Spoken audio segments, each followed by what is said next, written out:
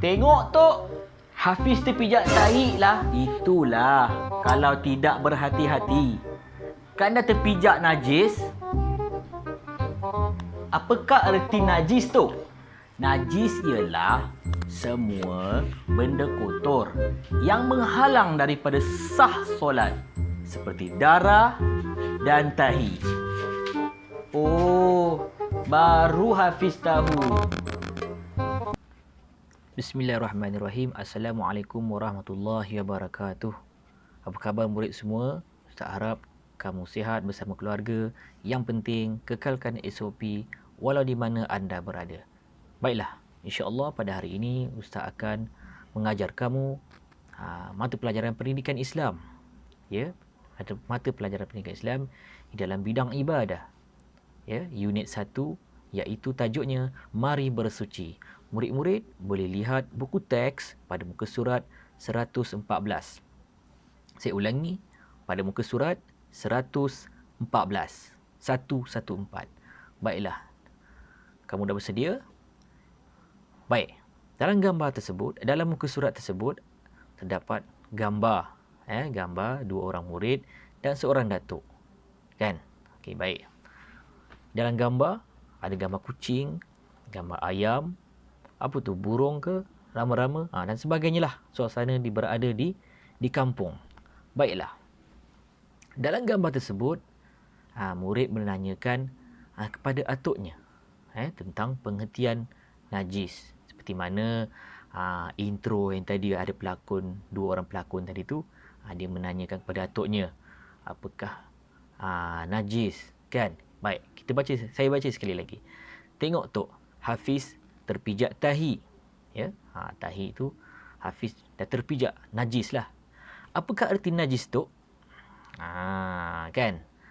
Tok dia pun menjawab, najis ialah semua benda kotor yang menghalang daripada sah solat, seperti darah dan tahi. Seperti mana dalam intro tadi, najis ialah semua benda yang kotor yang menghalang daripada sah solat, seperti darah dan tahi. Itu pengertian najis. Pengertian najis di banyak jenis. Lihat lagi, kita akan perincikan. Saya akan perincikan. Kamu akan cuba mengenali najis-najis. Dia ada najis yang ringan, najis yang sederhana dan najis yang berat. Baiklah. Murid-murid boleh buka muka surat 115. Dalam buku teks muka surat 115, kita akan cuba mengenali jenis-jenis najis. Ya, jenis-jenis najis. Baik, jenisnya ada 3. Ya, ada 3. Yang pertama, fokus betul-betul. Yang pertama, najis mukhaffafah. Saya ulangi, najis mukhaffafah. Apa itu najis mukhaffafah? Ya, baik.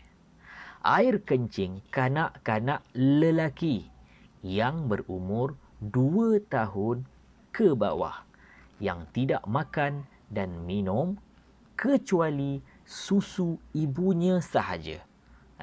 Kanak-kanak ataupun baby ataupun bayi umur 6 bulan, setahun, 2 tahun. 2 tahun ke bawah, tak makan dan tak minum kecuali susu ibunya. Dia menyusu dekat ibunya lah.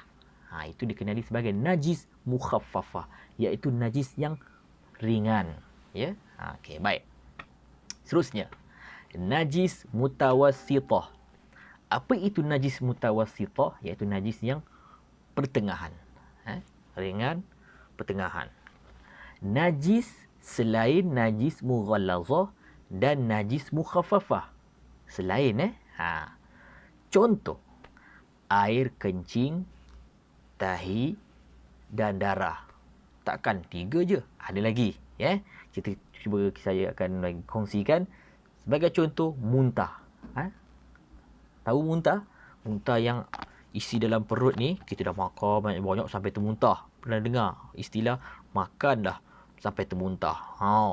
Ini dah banyak-banyak perut, dia dah banyak isi makan dalam perut ni, tiba-tiba termuntah. Yang itu dipanggil muntah. Sisa dalam perut keluar. keluar melalui mulut ataupun hidung. Itu dikira sebagai muntah. Kan? Sama juga macam najis manusia. Benda tu duduk di dalam usus ke dalam perut juga. Cuma najis ni keluar mengikut lubang bawah, tetapi muntah mengikut lubang melalui mulut ataupun hidung. Itu dikatakan muntah. Sebagai contoh lain, nanah kan? Sebagai contoh, bisul. Semua pernah kena bisul kan? Dia mengandungi, dalam bisul tu membengkak, dia mengandungi darah kotor ataupun nanah dalam tu. Itu dipanggil nanah. Itu pun dikategorikan sebagai najis mutawassithah. Lagi satu contoh, bangkai. Bangkai kita nampak, bangkai depan rumah kita ke, ada bangkai, tak kisahlah bangkai apa-apa pun, janji bangkai, kucing ke, ayam ke, kan? Kita dah angkat, mestilah kita perlu menyucinya. Ada sisa darah-darah sikit-sikit bangkai tu kan? Itu perlu kita cuci. Ya, supaya nampak bersih. Baiklah, kita berpindah ke najis mughalazah. Apa itu najis mughalazah? Baik, najis mughalazah ini adalah najis yang berat. Ya, berat. Iaitu anjing, minta maaf saya cakap, babi dan kotorannya serta segala perkara yang berkaitan dengan kedua-duanya. Sebagai contoh, air kencing, air liur dan darah kedua-duanya. Itu dikategorikan sebagai najis mughalazah. Ya, itu najis mughalazah. Sebab apa dia berat? Sebab cara penyuciannya dia lain sikit. Baiklah murid-murid, sekarang kita nak masuk cara membersihkan najis. Ya. Cara membersihkan najis, murid-murid boleh lihat buku teks pada muka surat 116. Baik. Di dalam muka surat tersebut, atas sekali, mari lakukan cara membersihkan najis. Kita dah tahu, kita dah kenal macam mana bentuk najis, kategori najis tu, mukhaffafah, mutawassithah dan mughalazah. Sekarang kita nak tahu cara membersihkan najis. Baik, yang pertama najis mukhaffafah. Ya, najis mukhaffafah ni, yang ringan ni.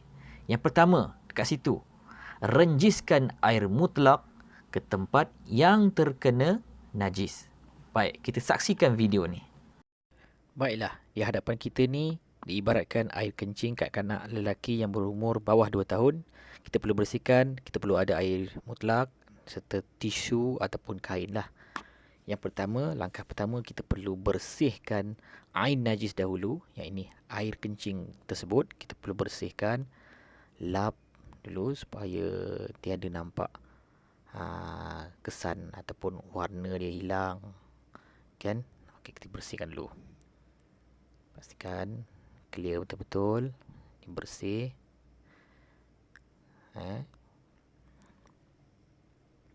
Dan kemudian barulah kita renjiskan di tempat najis tersebut. Kita renjiskan. Okey, selesai. Yang kedua, najis mutawassithah. Ya, najis pertengahan, najis mutawassithah. Yang pertama, apa arahannya? Hilangkan najis yang terkena pada badan, pakaian atau tempat. Kita bersihkan dahulu yang najis tu. Kita bersihkan dulu, tak kisahlah kita lap pakai tisu ataupun kain buruk ataupun kain yang tak pakai ke. Ataupun yang penting kita bersih, hilangkan dulu najis tersebut. Yang kedua, kemudian basuh dengan air mutlak sehingga hilang kesan sama ada warna, bau dan rasa. Kita lihat video ni. Baiklah, di hadapan kita ni ada najis. Tak kira sama ada najis binatang ataupun najis manusia. Jadi kita perlu membersihkan. Bagaimanakah caranya? Yang pertama, kita perlulah menghilangkan air najis tersebut ataupun najis yang kita nampak tu, kita perlu hilangkan dengan tisu ataupun kain buruk. Kita hilangkan.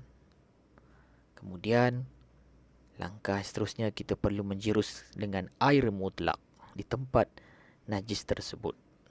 Dan langkah yang terakhir, kita sapu ataupun lap supaya kering. Dan seterusnya kita yakin insya-Allah hilang bau, warna dan rasa.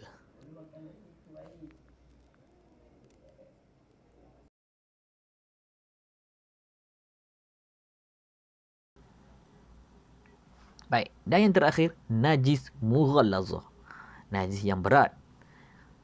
Kita tengok arahannya. Yang pertama, hilangkan najis yang terkena pada badan, pakaian atau tempat. Sama ada tahi ataupun darah ataupun air liur, kita hilangkan dulu. Yang kedua, basuh dengan air tanah 1 kali. Kita basuhkan air tanah, yang air yang dicampur dengan tanah, kita basuhkan sekali.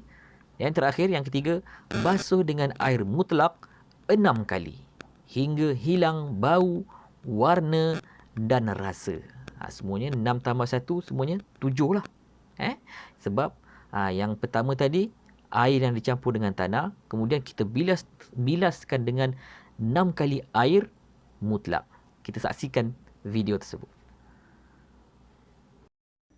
Baiklah, langkah pertama apa yang perlu kita buat adalah sekiranya kasut kita terkena najis, anjing ataupun babi tadi, kita bersihkan dahulu air najis tersebut daripada kita punya tempat ataupun kasut yang tadi ni.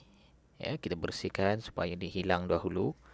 Baik, seterusnya kemudian kita campurkan tanah yang kita ambil tadi ke dalam air mutlak untuk basuhan yang pertama. Okey, kemudian kita ambil kasut tadi, kita jiruskan dengan air tanah tersebut 1 kali sahaja.